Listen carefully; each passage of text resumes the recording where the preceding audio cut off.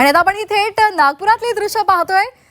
नागपूरमध्ये मुख्यमंत्री देवेंद्र फडणवीस शोभायात्रेमध्ये सहभागी झालेले आहेत। नागपूर जन सुद्धा इथे एकवटलेले आहेत। एक मांगल्याचा सण, चैतन्याचा सण, आजचा आपला नव्या वर्षाचा गुढीपाडवा आणि याचं स्वागत करण्यासाठी आता प्रत्येक जण हा सज्ज झालेला आहे। अनेक ठिकाणी शोभायात्रांना सुरुवात झालेली आहे। तर नागपूरमध्ये मुख्यमंत्री देवेंद्र फडणवीस दाखल झालेले आहेत आणि थोड्याच वेळात आता या मुख्य सोहळ्याला सुरुवात होणार आहे। तर ही थेट दृश्य आपण पाहतोय। मुख्यमंत्री आहेत, त्याचबरोबर इतर महिला सुद्धा आपल्याला दिसतायत। मोठ्या संख्येने इथे त्या सुद्धा इथे सहभागी झालेल्या दिसतायत। शोभायात्रेला सुरुवात झालेली आहे। कलाकार मंडळी सुद्धा आहेत आणि आता या शोभायात्रेमध्ये मुख्यमंत्री देवेंद्र फडणवीस सुद्धा सहभागी होणार आहेत। त्यासाठी ते तिथे दाखल झालेले आहेत। त्याचबरोबर आज रामरक्षा पठणाचा कार्यक्रम सुद्धा आयोजित केलेला आहे आणि त्यामुळे या कार्यक्रमामध्ये सुद्धा मुख्यमंत्री देवेंद्र फडणवीस सहभागी होणार आहेत। तर राजकारणी मंडळींपासून अगदी कलाकार मंडळी असतील, इतर मुख्य नेते असतील, इतर मुख्य मान्यवर असतील, ते या शोभायात्रांच्या कार्यक्रमामध्ये सहभागी होत असतात। या शोभायात्रांमधून सामाजिक संदेश सुद्धा दिला जातो। गिरगाव आणि त्याचबरोबर डोंबिवलीमध्ये आज वंदे मातरम याला 1.5 वर्ष पूर्ण झालेली आहे आणि वंदे मातरमला 1.5 वर्ष पूर्ण झाल्यामुळे त्या संकल्पनेवर आधारित या शोभायात्रांमध्ये आपल्याला संदेश दिले जाणार आहेत। त्या संदर्भातलं सादरीकरण सुद्धा पाहायला मिळणार आहे। सध्या आपण ही नागपूरमधली दृश्य पाहतोय। नागपूरमध्ये मुख्यमंत्री देवेंद्र फडणवीस आपल्याला इथे दिसत आहेत। शोभायात्रेला सुरुवात झालेली आहे। अभिनेत्री सई ताम्हणकर सुद्धा या शोभायात्रेमध्ये सामील झालेली आहे। त्याचबरोबर इतर महिला आहेत, पुरुष आहेत, आबालवृद्ध सर्वांचा सहभाग इथे आपल्याला पाहायला मिळतोय। नटून थटून अगदी नववारी साडी नेसून प्रत्येक महिला या शोभायात्रेमध्ये सहभागी झाली आहे। अनेक ठिकाणी ढोल ताशांचा गजर आपल्याला पाहायला मिळतोय। लेझिम पथकं सुद्धा आपल्याला या शोभायात्रेमध्ये पाहायला मिळत आहेत। गुढ्या उभारल्या जात आहेत आणि त्याचबरोबर चांगलं आरोग्य मिळावं, प्रत्येकाला सुख समृद्धी मिळावी यासाठी देवाकडे प्रार्थना केली जाते। शोभायात्रांचा इथे आपल्याला दृश्यांमध्ये हा संपूर्ण माहोल दिसतोय। तशा पद्धतीनं प्रत्येकाच्या चेहऱ्यावर एक आपल्याला आनंद आणि हास्य उमटलेलं दिसतंय। तर ही दोन दृश्य, पहिल्या दृश्यामध्ये आपल्याला मुख्यमंत्री देवेंद्र फडणवीस दिसत आहेत, तर दुसऱ्या दृश्यांमध्ये आपण पाहतोय शोभायात्रेला प्रारंभ झालेला आहे आणि हळूहळू ही मराठी जनांची पावलं पुढे पुढे सरकत आहेत। ठाण्यामधली ही दृश्य आपण दुसऱ्या ठिकाणी पाहतोय। उपमुख्यमंत्री एकनाथ शिंदे आपल्याला दिसत आहेत।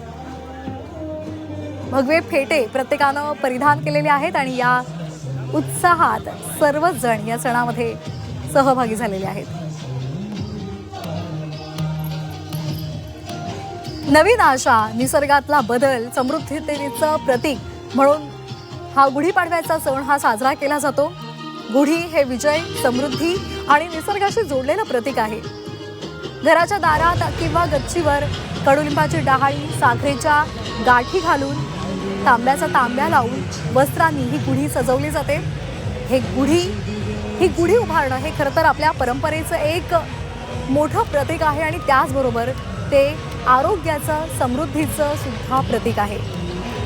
चैत्र महिन्याच्या शुक्ल पक्षाच्या पहिल्या दिवशी या हिंदू नववर्षाची, मराठी नववर्षाची सुरुवात होत असते आणि त्यामुळेच अवघे मराठी जन एकवटलेले आहेत, शोभायात्रेमध्ये सहभागी झालेले आहेत आणि त्याचबरोबर घरोघरी गुढ्या उभारल्या जात आहेत।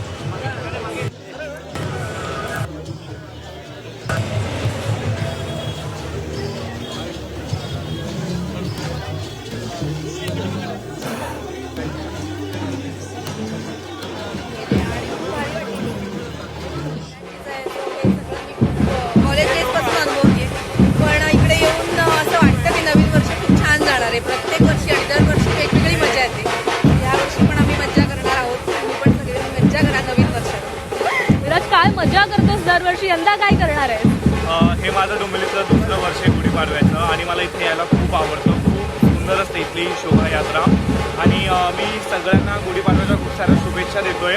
या नवीन वर्षी मी जरा स्वतःकडे लक्ष देणार आहे, अजून छान छान काम करणार आहे। यांच्यासोबत खूप चेतना आहे, माझ्यासोबत मोरे आहे, यांच्याकडून खूप सारं शिकायला मिळतं आहे आणि थोडी बॉडी वगैरे बनवणार, तब्येत करणार आहे छान। आणि तुमच्या सगळ्यांना खूप साऱ्या शुभेच्छा। छान राहा, मस्त राहा, निसर्गाची काळजी घ्या आणि लग्न पण करणार आहे नवीन वर्षात। हो, लग्नही करायचं मला। कुठली मुलगी मिळाली तर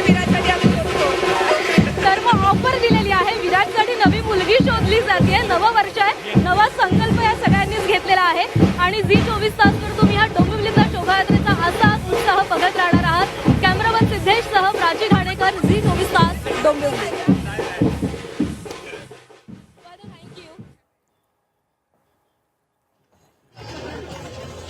तर मुख्यमंत्री देवेंद्र फडणवीस आपण या दृश्यांमध्ये पाहतोय. नागपुरातली ही दृश्य आहेत. नागपुरात शोभायात्रेला सुरुवात झालेली आहे आणि या शोभायात्रेमध्ये मुख्यमंत्री देवेंद्र फडणवीस सहभागी होणार आहेत. इथे मोठी गर्दी आपल्याला दिसते आणि यामध्ये एक चिमुकला सुद्धा आपल्याला दिसतोय. बालकृष्णाच्या रूपात हा चिमुकला आपल्याला दिसतोय. तर दुसरं दृश्य ठाण्यामधलं आहे. ठाण्यामधली ही दृश्य. ठाण्यामध्ये शोभायात्रेला सुरुवात झालेली आहे. उपमुख्यमंत्री एकनाथ शिंदे इथे उपस्थित आहेत. पालखीनं सुरुवात झालेली आहे या शोभायात्रेला. ही सुद्धा कौपरेश्वर मंदिरापासून सुरू होते. मोठ्या प्रमाणात ठाण्यामधली ही शोभायात्रा निघत असते. यावेळेचं महत्त्व म्हणजे या शोभायात्रेमध्ये तृतीयपंथीयांचं एक पथक सुद्धा सहभागी होणार आहे. अशा पद्धतीने पहिल्यांदाच शोभायात्रेमध्ये तृतीयपंथीयांचा सहभाग आपल्याला पाहायला मिळणार आहे. त्यामुळे हे या वर्षीचं ठाण्याच्या कौपणेश्वर इथल्या या शोभायात्रेचं एक वैशिष्ट्य आहे. तर ही दोन दृश्य पारंपरिक वेशभूषेमध्ये या महिला आणि पुरुष आपल्याला सहभागी झालेले दिसतात. या शोभायात्रेमध्ये हर हर महादेवचा जयघोष केला जातोय. अतिशय उत्साहाचं आणि चैतन्यमय वातावरणामध्ये गुढीपाडव्याचा, नव्या वर्षाचा हे आगमन केलं जाते. हा सण साजरा केला जातो.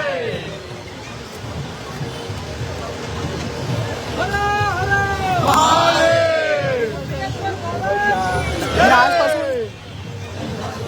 आपल्या नव्या वर्षाला प्रारंभ होत आहे. चैत्र महिना आणि चैत्र नवरात्रीला सुद्धा आजपासूनच सुरुवात होते. चैत्र महिन्यामध्ये थंडी कमी होते, उष्णता वाढत जाते आणि म्हणूनच आपल्या शरीराचा तोल राखण्यासाठी सात्विक आहार हा घेतला जातो आणि त्यावर सगळ्यांचा भर असतो. आणि म्हणूनच आपण गुढीपाडव्याला गुढी उभारत असताना कडुलिंबाच्या पानांचा वापर करत असतो. तर ही दोन दृश्य नागपूर आणि डोंबिवलीमधलं दृश्य पाहतोय. नागपूरमध्ये मुख्यमंत्री देवेंद्र फडणवीस आपल्याला दिसत आहेत. ते वाट पाहत आहेत शोभायात्रेमध्ये त्यांना सहभागी व्हायचंय. तर दुसरीकडे डोंबिवलीमधली ही दृश्य पाहतोय. या शाळकरी मुली आहे. शाळकरी मुलींचं हे पथक लेझिम पथक आहे आणि अतिशय उत्साहामध्ये या लेझिम पथकाचा जोश आपल्याला पाहायला मिळतोय.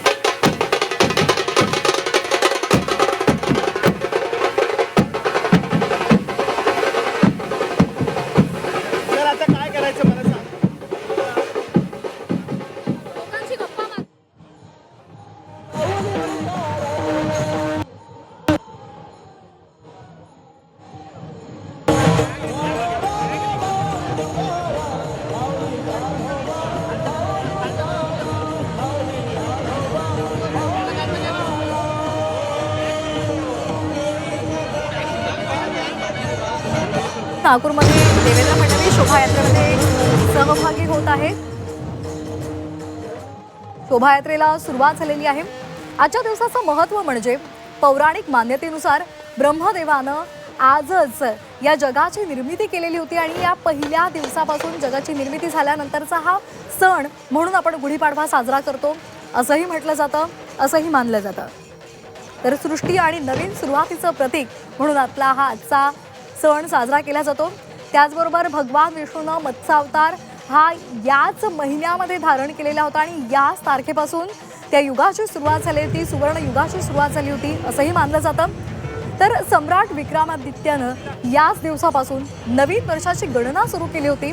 हिंदू नववर्षामध्ये राजा मंत्री निश्चित करण्याचा आधार म्हणजे ज्या दिवसापासून नवी सुरुवात नवं संवत सुरू होतं त्याच दिवसापासून ही सुरुवात केली जाते आणि म्हणूनच आजचा हा आपला हिंदू नववर्ष मराठी नववर्ष गुढीपाडव्याचा हा सण उत्साहात साजरा केला जातो.